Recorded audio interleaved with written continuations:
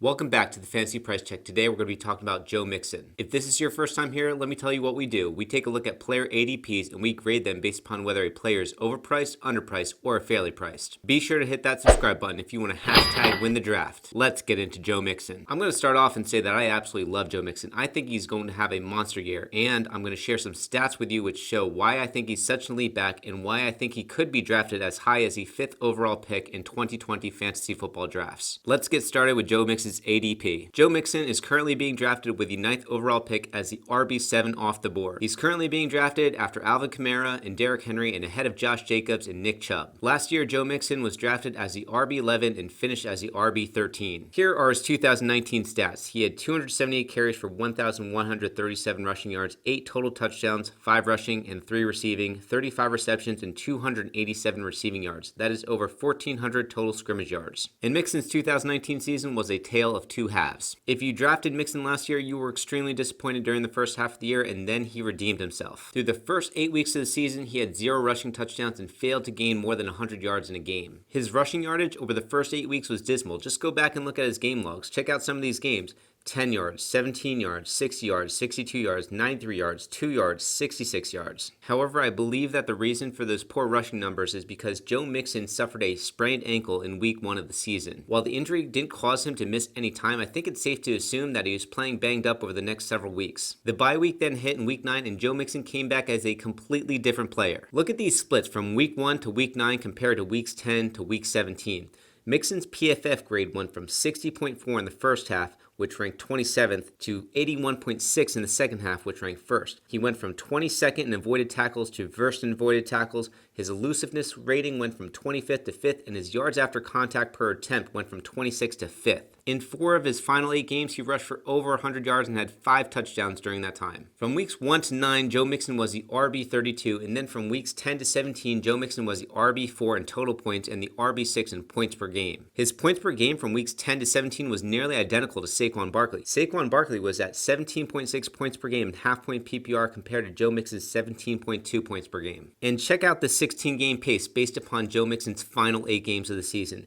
He would have had 354 carries for 1,634 rushing yards, 32 receptions, 354 receiving yards, and 10 touchdowns. He was on an absolute tear in the last 8 weeks of the season. His carry volume in the second half of the season was insane. Over the entire course of the season, Mixon ran the ball 278 times, which ranked 5th in the league. However, in his 8 final games, he ranked 1st in carries. That was 30 more carries than Derrick Henry, Zeke, and Nick Chubb in his final 8 games. And over the entire course of the season, he ranked 8th in rushing yards and was 2nd in rushing yards over the final 8 games. Last year, I faded Joe Mixon in my rankings because I knew that the Bengals offense was going to be bad. They lost A.J. Green in the preseason, and additionally on the offensive line, Joe Mixon lost 2 of his starters. He lost Andrew Whitworth and Kevin Zeitler. The Bengals tried to fill one of those holes in the draft by taking Jonah Williams with their 11th overall pick. However, he went down with an injury in the preseason and was out for the year. Getting Jonah Williams back in 2020 is going to be huge for the Bengals and Joe Mixon. The Bengals are also raving about their second-year offensive guard Michael Jordan, who they drafted in the 4th round of the 2019 draft. The Bengals' offensive line was terrible last year. They ranked 30th according to PFF, and that's an area that they should improve in with the return of Jonah Williams and the development of their offensive guard Michael Jordan. Here are some metrics which make me so high on Joe Mixon this year. Last year, Joe Mixon ranked 5th in yards after contact and 6th in broken tackles. The only players that ranked higher than him in both categories were Derrick Henry,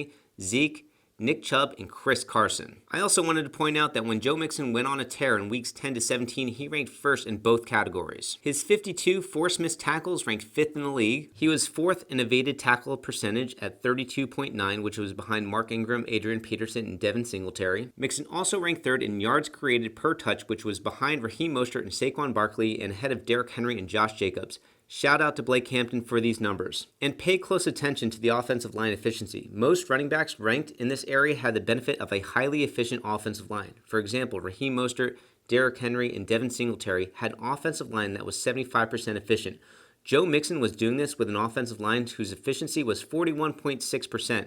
And as I mentioned before, I'm expecting there to be some improvement in the Bengals' offensive line this year. I've come across a few Joe Mixon haters that will say that Joe Mixon's stats are not all that impressive, like an average of 1,444 total scrimmage yards over the last 2 years is not good or something. However, keep in mind that Joe Mixon is just 23 years old right now, and he's going to be 24 by the time that the season starts, and he's just hitting his prime. I also wouldn't be surprised if you see Joe Mixon's usage in the passing game increase with Joe Burrow under center. He may go from a 35 to 40 reception guy to a 50 reception guy. Now let's talk about draft day decisions. I'm trying to decide who I want to rank as my RB5 after the big four are off the board. Joe Mixon is in consideration as my 5th overall pick along with Derrick Henry and Alvin Kamara. So at best, Joe Mixon is my 5th overall pick, and at worst is my 7th overall pick. And keep in mind, I'm making these decisions based upon half-point PPR settings. And no, I'm not even considering Michael Thomas until I have the 8th overall pick, as I want to grab an elite running back early with my first pick. As of right now, I'm going to rank Joe Mixon as my 7th overall player in my RB7 after Alvin Kamara and Derrick Henry. However, he was in consideration as the 5th overall pick, and it was extremely close. He is definitely in the tier with Derrick Henry and Alvin Kamara for me.